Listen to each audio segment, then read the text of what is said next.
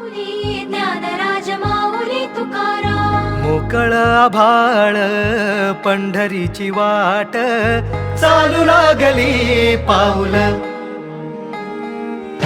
नाम गोड ओठी माऊली माऊली अंतरी भेटीची चाहुल.